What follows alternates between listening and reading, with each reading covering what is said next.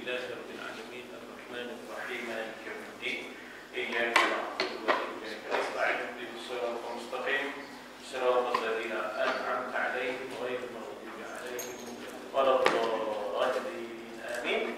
السلام عليكم ورحمة الله وبركاته. الحمد لله والصلاة والسلام على رسول الله وعلى آله وصحبه أجمعين. رب اشرح لي صدري ويسر لي أمري واحلل عقدة من لساني يفقهوا قولي. سبحانك لا علم لنا إلا ما علمتنا إنك أنت العليم الحكيم. لا حول ولا قوة إلا بالله العلي العظيم. Bab yang ke-17, susuan 73. Betul? Ya.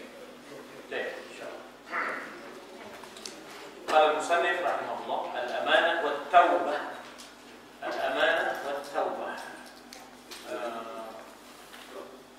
Ke surat 73.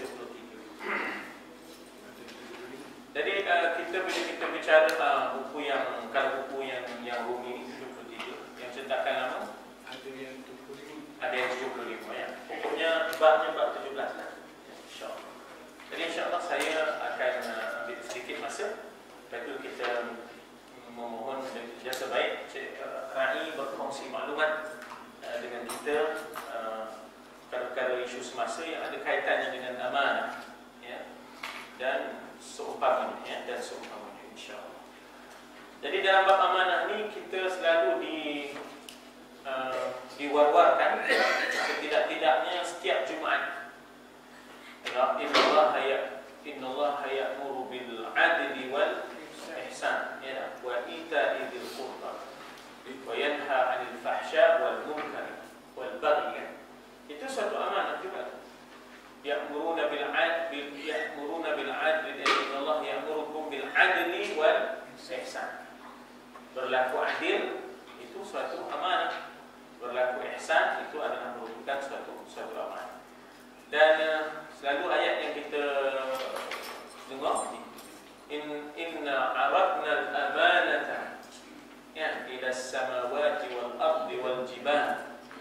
Kami telah membentangkan amanah kepada langit, bumi, bukit bukau, ya, gunung ganang dan sebagainya. Jadi di sini katanya sebelum membicarakan soal amanah, Imam Ghazali dia merawat hati kita dulu, sebab nama kitab ini pun Mukashafatul Qulub, ya, iaitu bagaimana nak merawat hati ini. Maka dia rawat hati kita dengan kelebihan selawat ke Nabi, dengan suatu kisah yang diriwayatkan daripada Muhammad ibnu Munkadir. Ia berkata, aku dengar ayahku berkata, suatu hari Sufyan al-Thawri, ini hidup sezaman dengan Imam Syafi'i dan Imam Ahmad ibnu Hanbal. Ketika tawaf, melihat laki-laki yang selalu membaca selawat Nabi sallallahu alaihi wasallam. Dia tawaf, ya, Allahumma inna baitaka al-'azim wa wajhaka karim, ya, wa anta ya Allah 'azimun karimun tuhibbul 'afwa. Tapi dia perasan ada seorang laki-laki yang membaca selawat ke Nabi ketika duduk mahupun bangun. Ketika duduknya, ketika bangunnya, tak putus-putus selawat Nabi, ya. Jadi dia tadi sebagai seorang yang ingin tahu, ya, selain daripada dia ni sebenarnya seorang yang alim, cuma tidaklah sampai maknanya jumlah pengikutnya seramai imam yang empat.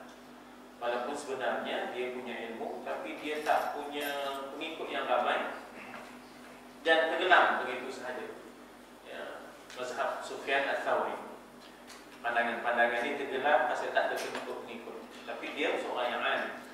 Jadi dia bertanya kepada sekumpulan tu, kami tidak bertasbih, tidak bertahlil, tidak ada subhanallah walhamdulillah wa la ilaha illallah wallahu akbar, tidak ada la ilaha illallah, tidak ada subhanallah. Asyiknya dengan Allahumma salli ala Muhammad wa ala ali Muhammad, je. Kenapa? Kau gantikan dengan selawat pada Rasul, banyak sungguh, duduk selawat, bangun selawat, je. Sufyan ini bertanya sebagai ingin tahu ya. Jadi dia bertanya, apakah dalam hal ini ada sesuatu padamu?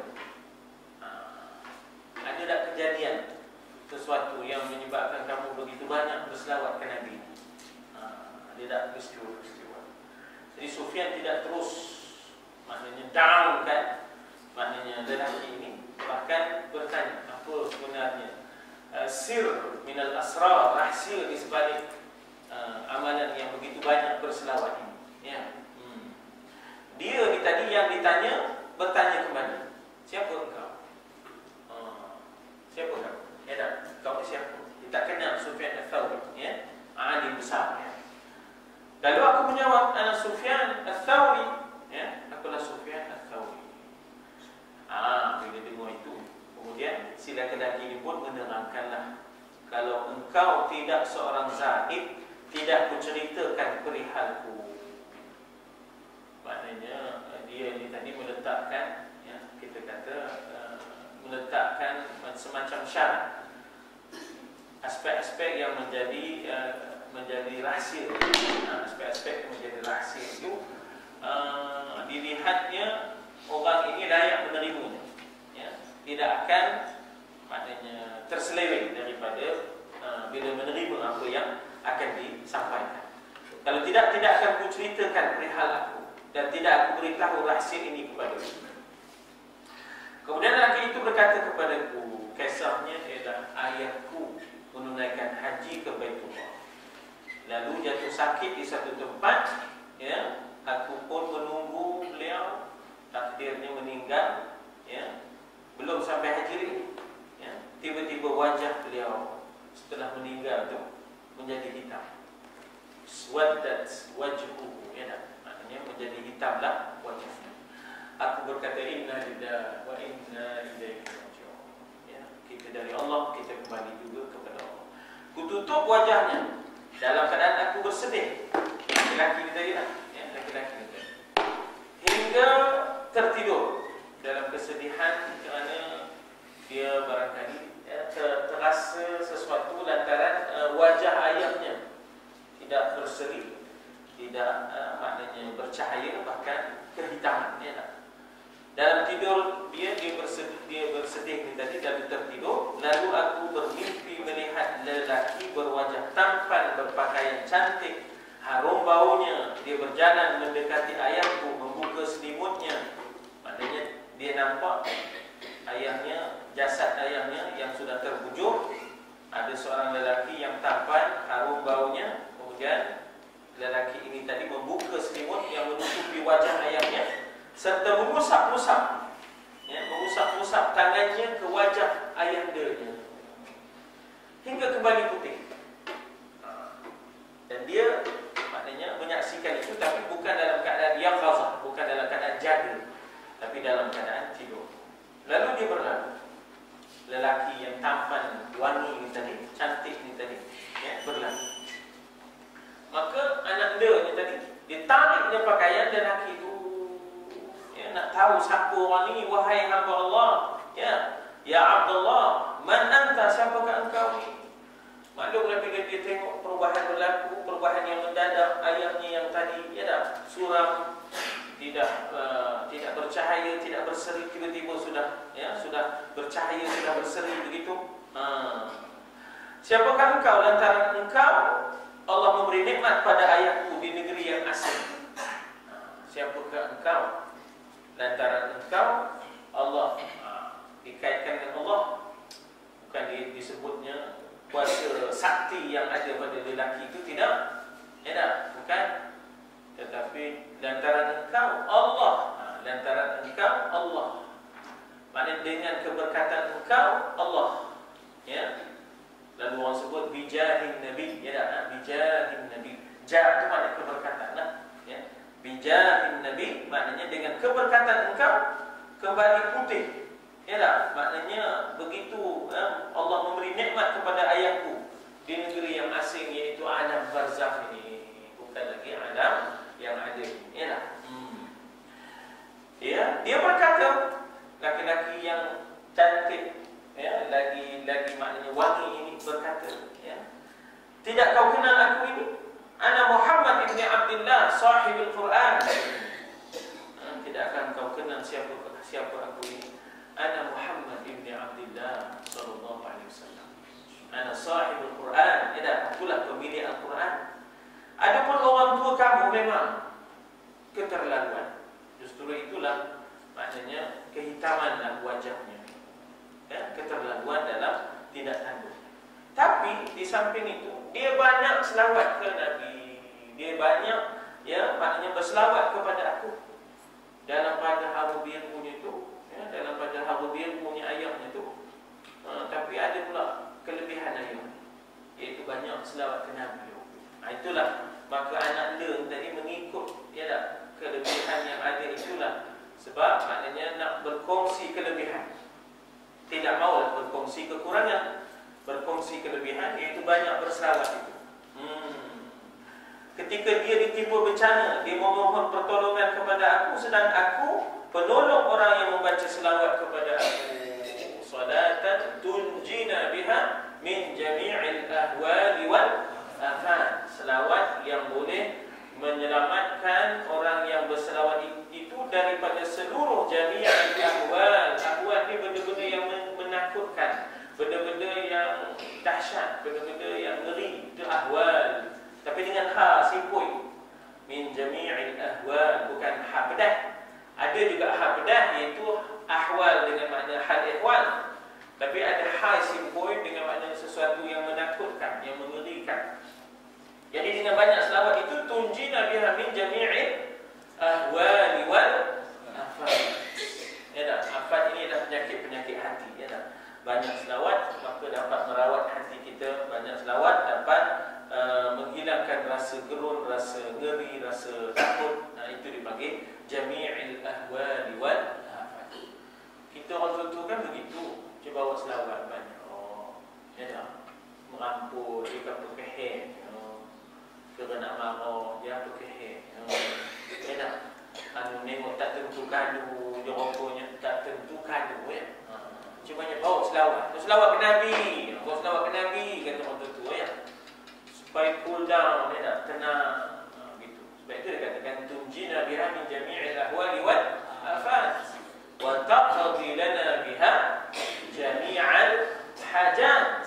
Berkat selawat itu Allah akan menyempurnakan hajat. Allah akan menyempurnakan hajat tadi. Maknanya kita kata di dalam itu dikatakan kelebihan selawat itu ialah wa taqdi lana biha jami'al hajat kita itu. Maka kita tak mohon mentah, bahkan kita selawat ke Nabi dulu baru mohon. Kita puji Allah dulu baru mohon. Ya tak? Wa tarfa'una biha 'indaka a'la darajat. Dengan banyak selawat itu mengangkat darajat yang setinggi-tinggi. Sebab itu kita jangan cela orang banyak selawat. Kalau kita tak nak selawat, duduk diam. Ya tak? Kalau orang berselawat, kita cela buat apa? Daripada dia hari ramah, hari atau murtad esok. Ya tak? Daripada dia ada cayang-cayang, buat apa? Sudah. Masyai tur nahi, buat apa? Jangan juga dia. Alamak juga dia. Daripada itu, kawan nak selawat, kita mentor apa? Kadang-kadang ada benda yang pelik dalam Malaysia ni. Orang selawat pun dia marah. Dia pun dah. Ya tak? Kadang-kadang kita pun tak faham macam-macam. Ya tak? Dah ramai orang cerdik. Itu yang pening tu. Ya tak? Cerdik yang pening. Ya tak? Cerdik yang pening.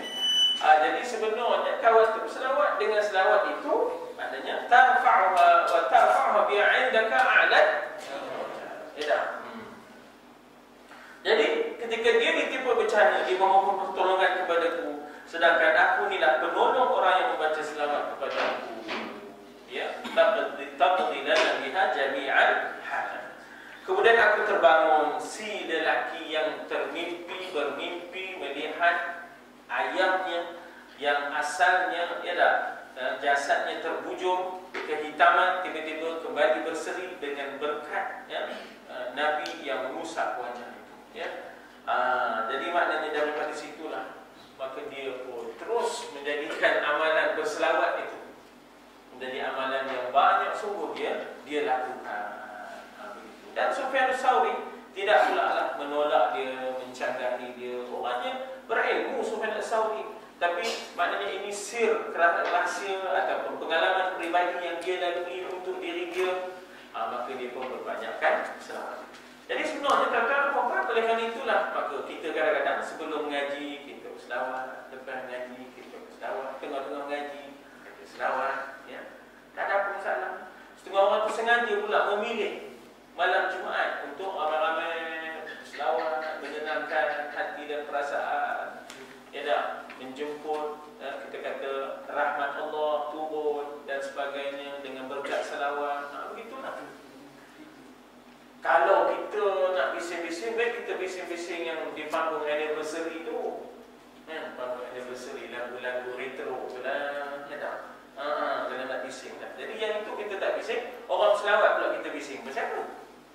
Jadi itu maknanya kadang-kadang ya, kita ni mudah tak tentu kadu mana kita sebenarnya muka, mana kita sebenarnya makruf, ya.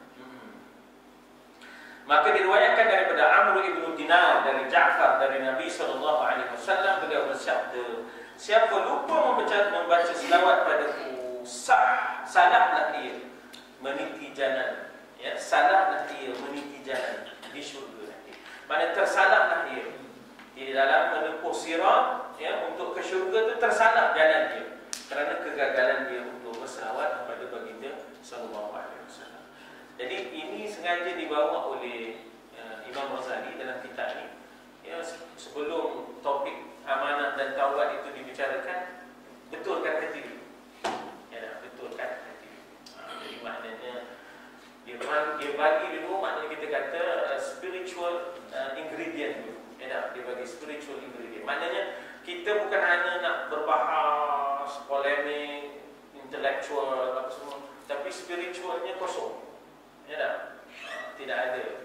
Ke dalamnya tidak ada. Jadi bagi dia ke dalam ni sebelum nak berbahas dengan perbahasan ilmiah yang lain dan sebagainya. Jadi manusia ini kalau tak ada spiritual ingredients ini, dia kosong. Saya bukan pula pengalaman duduk di Saudi 2 tahun, tuan. Oleh kerana dia kata tak ada nak berwirid-wirid, jadi ya dah. Bukan apa saya nak gambarkan, bila berwirid tu hati kita ni ada berlawannya. Lepas bagi salam orang ni bangun, lepas bagi salam orang ni bangun. Jadi bila bagaimana kita nak melembutkan hati? Ya dah. Kalau didengarnya ada kita berqasidah, dia tak baginya. Tak baginya. Tapi Umi Kalsum boleh pula. Oh, TV sebesar-besarnya. Kalau masuk orang-orang Arab di Saudi kan, Allah TV ni besar-besar. Orang dah berhidup dalam TV tu. Dah boleh dipeluk orang dalam TV.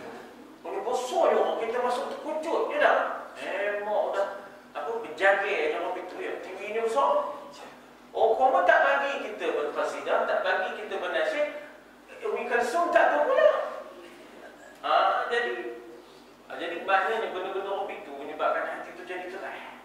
Tak, dia kerai gitu. Jadi tak ada perasaan maknanya kasih sayang, tak ada perasaan nak berlembut dan sebagainya. Jadi kerai hobi itu.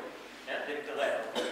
Jadi sebenarnya maknanya kita kata bahawa dia ni, kita kata tasawuf ni memproses hati dia jadi lembut. Bila beribadah tu ada aspek tasawufnya. Contoh mudah lagi kita kata, ya tak? Fiqh membasuh tangan kan? Tapi aspek tasawufnya, ya Allah, biarlah tangan kananku ini yang akan menerima suratan amanah. Fiqh kira nak sapu kepala dia, tapi tasawuf, ya Allah, biarlah aku dapat naunganmu, ya Allah, di padang mahsyar. Itu tasawuf. Jadi kita tak adalah kira memerhatikan semata-mata aspek fiqhnya, tapi bagaimana spiritual ingredients-nya, ya tak? Bagaimana ramuan spiritual, ya Allah, tetapkanlah hatiku, tetapkanlah kakiku, ya Allah, ketika menyeberang sirat, ya Allah. Jadi begitu kita mendidik. Tasawuf ni mendidik, ya. Ada tak ada keras dia orang itu manusia ni, ya. Maknanya biarlah mereka itu terasuh, terdidik, ya. Maknanya jiwa dan peribadinya sentiasa bersama dengan Allah Subhanahu wa Ta'ala. Kemudian barulah pengarang kita masuk kepada tajuk, iaitu al-amanah memberikan hak. I'ta kulli dhi haqqin haqqah. Ya, memurniakan setiap orang yang berhak akan haknya. Hak ni banyak betul. Antara lain hak Allah untuk disembah, ya, untuk didampingi, ya, untuk ditaati. Termasuk hak ni ialah hak kita. Ya, inna li badanika 'alaika haqqan wa inna li ahlika 'alaika haqqan fa'ti kulli dhi haqqin haqqah. Tunaikanlah setiap orang yang berhak itu akan haknya. Badan kita ni pun amanah. Ada hak yang mesti ditunaikan. Ya tak? Ada hak yang mesti ditunaikan. Jangan kita tidak menunaikan hak. Jadi tidak dikatakan di situ bahawa lawannya khianah. Khianah berarti mengurangi hak, tidak menunaikan hak, mengurangi hak, mencampur adukkan. Wala talbisul haqqa bil batil. Ini yang disebut dalam surah An-Nisa misalnya, di antara pengkhianatan seorang yang menjaga anak yatim ialah dicampurkannya. Ya, dicampurkannya harta dia dengan harta anak yatim sampai masanya bila anak yatim itu sudah baligh, bila nak diserahkan, sudah tak tahu yang mana satu.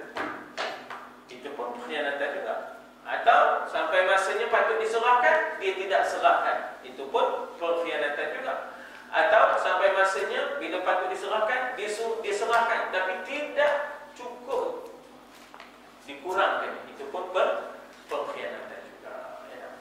Jadi ini keadaan, ya, mana kita kata orang yang tidak menunaikan amanah. Idza dhuyyatil amanah fantaziris sa. Kalau amanah sudah terabaikan, tunggulah kebinasaan. Tunggulah kebinasaan. Ya. Jadi kita berdepan dengan aspek amanah tabung haji. Ya. Orang tu diberi amanah untuk jaga duit orang ramai, yang membanting tulang, ya tak? Ya, yang maknanya kita kata yang orang kata keringatnya dan peluhnya dan sebagainya. Jangan senang-senang je, ya tak? Digunakan duit tu, udah diambil duit orang pencen pula. Ya tak, diambil ke dia pencen. Maknanya mula diambil je daripada mana tabu haji. Orang dah bising, tukar. Ambil pula uang amanah pencen. Jaga baik-baik juga ambil. Ya tak? Udah usik banyak duit orang pencen pula, ya tak? Takkan rantuk pun je, ya tak? Bagaimana cara, ya tak, transaction berlaku, ya? Tak boleh itu kita kongsikan, ya, dengan Cik Rai kita, ya tak? Jadi pembohong, penipu, pengkhianat tempatnya neraka. Ya. Beliau bersabda, sesiapa bekerja sama dengan manusia, dia tidak menzalimi mereka, ditunaikan haknya, ya, meletakkan sesuatu pada tempatnya, ya. Dan apabila berkata tidak, ia berbohong, maka dia termasuk orang yang sempurna harga dirinya. Ada nilai, ada maruah, ada integriti, kata orang sekarang, ya tak? Terbuktilah keadilannya, maka hendaklah kita berkawan dengan orang yang terbukti amanah ni, boleh kita buat kawan. Kalau dah khianat sesaja amanah, reti kalau buat kawan. Esok kita pun jadi mangsa dia, ya tak? Esok kita pun jadi mangsa dia. Sebab itulah manusia itu antara dua. Sama ada dia itu menjual dirinya atau dia membebaskan dirinya. Dalam hadis kata begitu, ya tak? Ya, ba'i'un nafsahu fa mu'tiquha. Sama ada dia jual diri dia dengan berapa jumlahnya kita tak pastilah. Macam-macam cara orang menjual diri. Ya tak? Menjual amanah lah, menjual amanah. Ya. Ada setengah orang tu 1,000 habis, setengah orang tu 100 cukup dah. Ya tak? Habis dijualnya amanah. Ya tak? Jadi maknanya situ fa mu'tiquha, yang kedua ialah yang membebaskan dirinya daripada maknanya curang ataupun khianat. Itu orang yang membebaskan dirinya. Orang itu kita boleh berkawan, ya. Seorang Arab memuji kaum, sesuatu kaum. Dia berkata mereka seorang yang baik, memikat, menjaga amanah, tidak suka mengkhianati tanggungjawab, tidak pernah mencabuli kehormatan orang muslim. Mereka umat yang terbaik. Manusia itu, ya, dia pegang pada katanya, dia pegang pada harga dirinya. Penghormatan orang pada dia ialah maknanya amanah yang ada pada dia, ya tak? umat terbaik. Kata Arabi itu. Arabi ini maknanya Badawi, tuan-tuan. Ya, Arabi ini maknanya ialah Badawi. Berjaga sungguh, ya. Sayyidina Umar Ibnu Abdul Aziz, Allah, ya. Kita ni hanya sebut je lah. Nak jaga tu bukan senang. Orang datang rumah dia mengaduhi rakyat, ya tak? Lepas tu, habis cerita itu, orang tu bertanya, apa khabar Amir Mukminin, apa khabar keluarganya. Jadi padam pelita tu. Padam pelita, ganti pelita lainnya. Weh, ngaku pula tumpah tu, ya tak? Tadi pelita kerajaan, katanya urusan kerajaan. Ini dah nanya apa-apa teman, ini urusan peribadi, pelita lain, katanya. Ya Allah, bagaimana sikap amanah tu ya? Kini orang yang dipuji oleh Arabi itu, iaitu Badawi itu, tiada yang kita lihat hanyalah tinggal pakaian sahaja. Orang je tak ada. Orang yang pegang amanah itu tak ada. Bajunya dia lagi orang tak ada. Allah, ya tak? Kalau boleh kita sebut tinggal sejarah, ya, tinggal sejarahnya. Ya.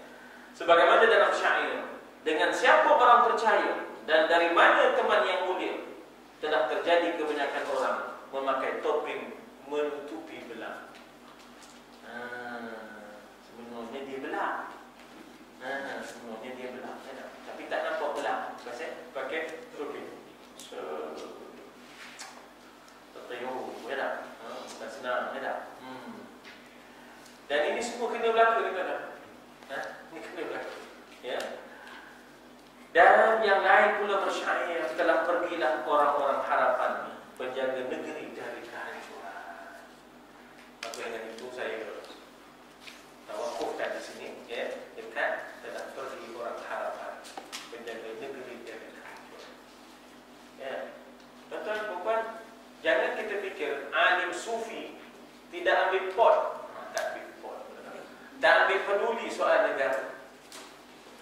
Setengah orang dia kata dia itu tasawuf sufi fana. Jadi dia tak ambil pot dah. Negara dah. Imam Ghazali cukup concern, ya tak? Cukup mengambil perhatian terhadap urusan-urusan negara. Ya, sehingga dia menulis, ya tak? Sehingga dia menulis, ya, kitab-kitab yang berkaitan dengan urus tadbir negara. Jadi maknanya di sini, kalau dia boleh bawa syair seumpama ini, menggambarkan betapa bersepadunya, ya, beliau pemikirannya bukan seperti setengah orang kalau sudah tasawuf, Allah tak peduli apa dah hai negara tu. Yang datang hai demo. Teman kena tasbih teman dia kata. Mika takkan mika atas daripada Imam Ghazali pula. Imam Ghazali tasbih juga, ya tak? Tapi hai negara, ya, diperhatikan juga. Sehingga Imam Ghazali mengisytiharkan bahawa ad-dinu usul wa sultanu harisun. Agama itu adalah foundation, asasnya. Wa sultan harisun. Kuasa itu akan menjaga foundation itu. Ya tak? Kuasa itu akan menjaga asas ataupun agama itu tadi. Dijaga oleh kuasa. Faman la ussala famahdumun, sesuatu yang tidak ada foundation, sesuatu yang tak ada agama, famahdumun, akan binasa. Wa man la harisun la fadhabi'un, sesuatu yang tidak ada pemeliharanya akan hilang, lenyap ataupun luput. Lagi sekali, ya, ad-dinu usul, agama itu foundation, asas. Wa sultan harisun, kuasa yang ada dia menjaga agama. Faman la ussala famahdumun, sesuatu yang tak ada asas, roboh. Dan faman la harisalah, dan sesuatu faman la harisalah, sesuatu yang tak ada penjaganya pula, badaimun, lebur. Ya tak? Patut benda tu jaga. Agama ni siapa? Pemerintah yang kena jaga. Tiba-tiba tak ada pemerintah yang menjaga agama. Kalau ada pemerintah tak jaga pula agama. Saya tak sempat nak tengok siaran siaran dia lah yang sedang ni. Tapi saya tengok di kubur Tok Temung tu kemian berpasang. Saya tak sempat nak tengok habis. Tapi bila saya buka YouTube, di kubur Tok Temung tu kemian berpasang. Itu belum kira yang dipakai di sini tu. Ulur map.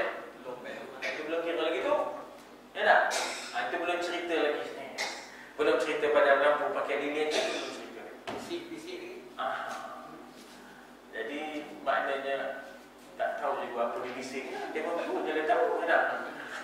Tapi berubahlah yang mukanya. Ya, berubahlah yang mukanya. Tak apa dia bising. Kita tak tahu tak pejabatnya ya. Itu tak tahu. Jadi maknanya di situ bagi kita bila agama tak ada, maka seolah-olah benda yang tak ada asas memang akan roboh. Kalaupun agama ada, tiba-tiba tak ada penjaganya. Kalaupun ada penjaga, tiba-tiba harapkan jaga, tidak. Masalah juga tak? Jadi akan hilang. Jadi dalam konteks inilah maknanya kita kata bahawa betapa Imam Ghazali concern ini kenyataan Imam Ghazali. Soal agama, soal negara, pemerintahan adalah sebahagian daripada aspek yang disentuh oleh Imam Ghazali. Walaupun beliau dikenal sebagai ulama sufi, tapi dalam masa yang sama dia juga menyatakan bahawa agama ini kalau tak ada penjaganya, iaitu pemerintah penjaganya,